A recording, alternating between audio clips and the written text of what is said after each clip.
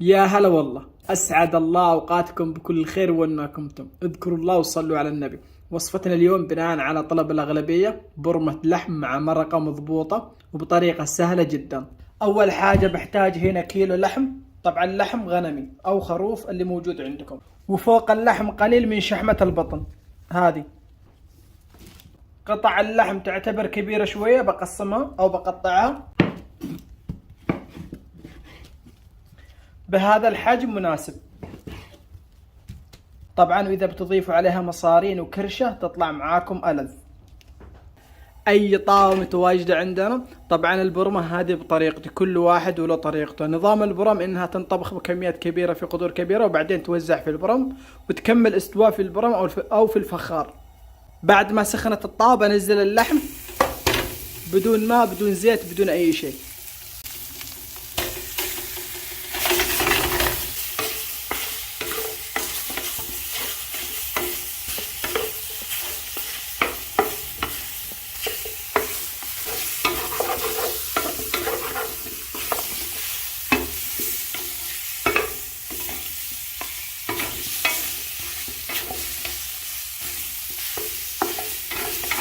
لازم اللحم يوصل معاكم للمرحلة هذه.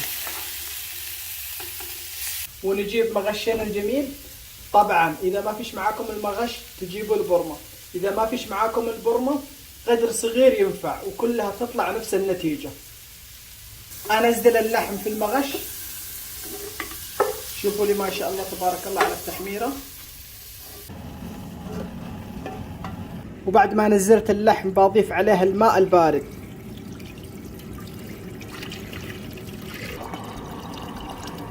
في البداية تكون النار عالية شوية.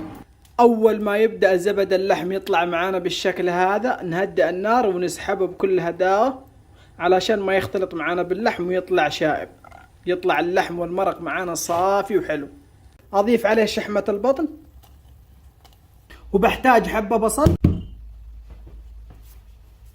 أقطعها بالشكل هذا. التقطيع يكون كبير شوية.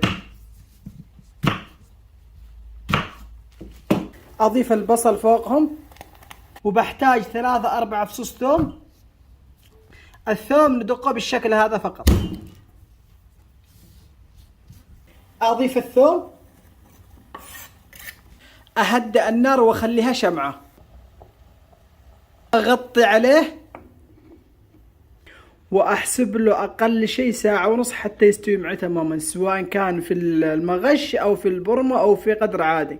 في البرم أو لحم البرم أو مرق البرم أهم حاجة يستوي على نار هادئة جدا جدا، سواء كان فوق الغاز أو فوق الجمر. وهذا هو بعد 1.5 ساعة بالضبط. شوفوا لي ما شاء الله تبارك الله صفوات المرق. أضيف عليه بطاطس مقطع بالشكل هذا، تقريبا نصف ملعقة بهارات مشكلة. أي بهارات مشكلة عندكم تنفع. طبعا أنا عندي حوايج حق المرق بس ما أسعفنا الوقت إن أنا أسويه. إذا تشتوا إني أسويه اكتبوا لي في التعليقات. وبرأس الملعقة كركم، فلفل أسود. الفلفل الأسود ما يكون مطحون ناعم، يكون مجروش جرشة خفيفة. ملح حسب الرغبة. وأغطي عليه ثاني مرة على نار هادئة من 20 دقيقة إلى نصف ساعة حتى يتسبك معنا تمام. وهذا هو جاهز 100%. ما شاء الله تبارك الله. شوفوا لي ما شاء الله تبارك الله. في حاجة بقول لكم إياها، الماء أول ما نبدأ نطبخ نضيفه خلاص. يعني لو ضفنا ماء بالشكل هذا ونقص علينا ما نجي كل قليل نزود الماء، لأنه يخرب معانا وما يطلع له أي طعم. أي وعاء عندنا ونسكبه.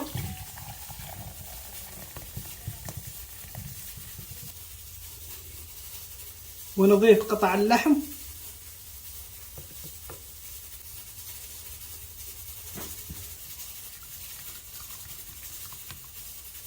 قطعة لحم وبطاط،